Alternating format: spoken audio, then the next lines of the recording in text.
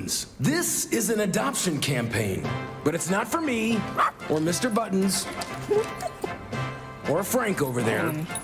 It's for you, humans. This is a call to humans to adopt our movement, to adopt our cause. This isn't just about saving one of us. It's about saving all of us.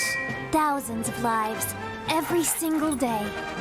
It's about support for every one of us four, and sometimes not four-legged best friends, waiting to meet a best friend of our own. With Best Friends Animal Society leading the charge. Shelter by shelter, city by city. We can save thousands of pets each day. Join us. Together we can save them all.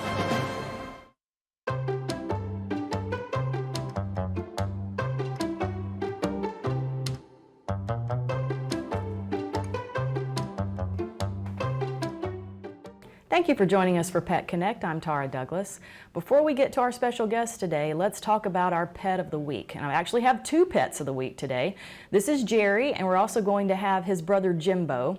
They are Catahoula mixes. They are about a year old. They're kind of big dogs. They're about 60 pounds. So if you're interested in really sweet dogs, come by the shelter. We're walking every Saturday from 11 to 1. You can call the shelter and stop by during the week also.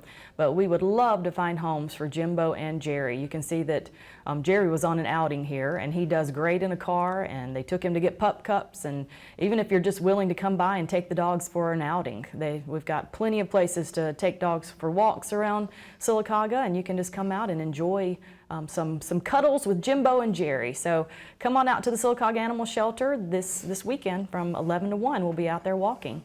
And you might even get to see my guest today. I have Brandon Garens on the show.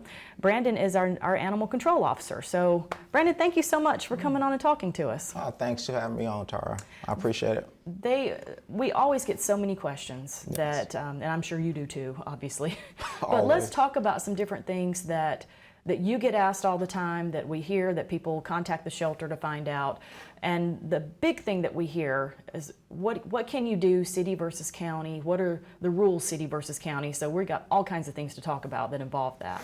Yes, it is. So as far as the city, you have to have your dog on a leash at all times. It doesn't matter. As far as you just can't say, hey, I want to go outside, let the dogs out and let them use the bathroom for like 5 or 10 minutes. Your dog has to be on a leash at all times.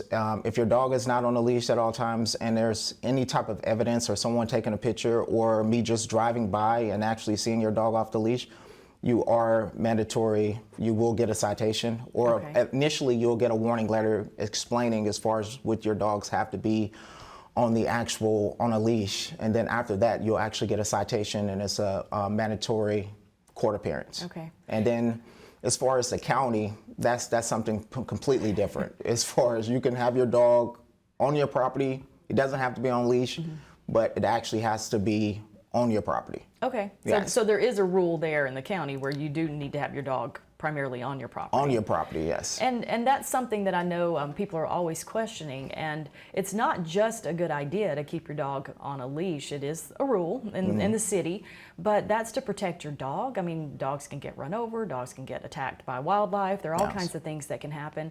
It's also to protect the citizens. I mean, you never know what's going to happen with the dog. We'll get into some dog bite situations here in a moment. But, also it's it protects you as the owner from having to go through what you have to go through if your dog happens to bite someone. And that's one thing that I know you see a lot of, because people can have dogs that are really nice and wonderful dogs, but you never know how they're going to react to a stranger. Yes. So we just had a case a couple days ago where the dog wasn't on a leash, and a young lady was just walking down the street and that dog attacked her. Luckily, we had one of our citizens that came out and helped her and gave her some first aid and everything like that. But the big thing about it is that you have to make sure your dog has rabies as well, just because of that could determine a whole situation that's going to be completely different for you. And that's a state law to have a rabies vaccination, correct? Yes. No city, no county, as far as like all state, as far as like you have to have a rabies, and it's a 1-year vaccination or a 3-year vaccination. So make sure, as far as the people have to understand, as far as that you're updated on your rabies vaccination. So now, if you're out and about walking your dog in town, is it a requirement to have the rabies tag on the on a collar, or do you just need to have proof of rabies if someone asks you? It's always great to have it on the tag, but you still need to have proof if someone asks for your rabies vaccination, because you never want to just lose your collar and then, hey, now I don't have the rabies vaccination. Okay. Or if you just take a picture of it and just show, okay, you can see the number and everything on there as far as for the rabies vaccination. Okay. So we can go back and look that up and say, confirm. hey, you confirmed that you actually got your rabies vaccination. Now, this dog bite situation, that dog did have a rabies vaccination? No, so Okay. the dog did not have a rabies vaccination, so that just comes out of the cost of the owner, because that owner actually has to pay a quarantine fee for the actual vet. You know, it doesn't go to the shelter or anything like that. It goes right to the vet, and they'll have to cover that cost, which could be over $500 to $700, depending on the vet that you have to go to for those boarding fees. And now you have to get a rabies vaccination for your dog, and also you have to actually get all the wellness checks and everything like that just to see the vet. So. Okay. Now, if there is a dog bite situation, if your dog unfortunately bites someone and you do have proof of the rabies vaccination, does that dog get quarantined in your home where you don't have to pay the boarding fees? Depending on the situation, depending on how severe the dog bite is, Okay.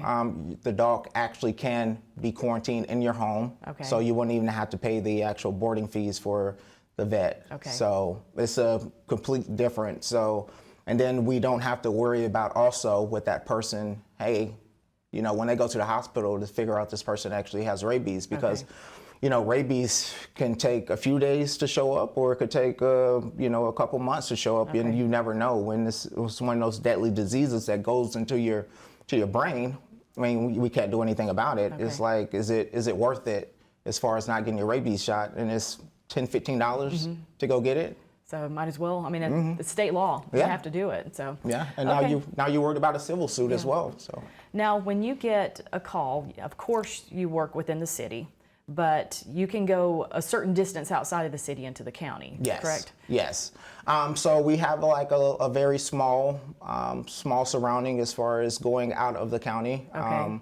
Mill Village area, parts of Sycamore that we'll actually go to. Okay.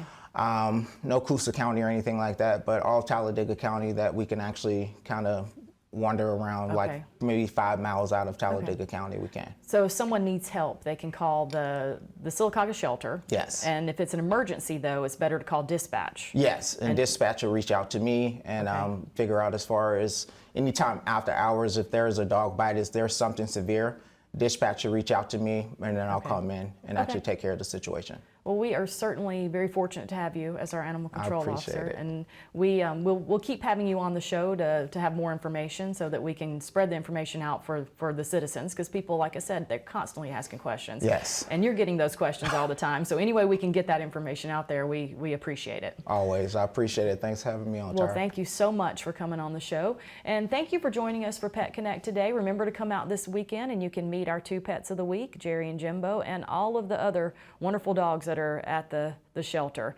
They love to get out for walks, and we love to have the help. And we'll have more Daybreak after these messages.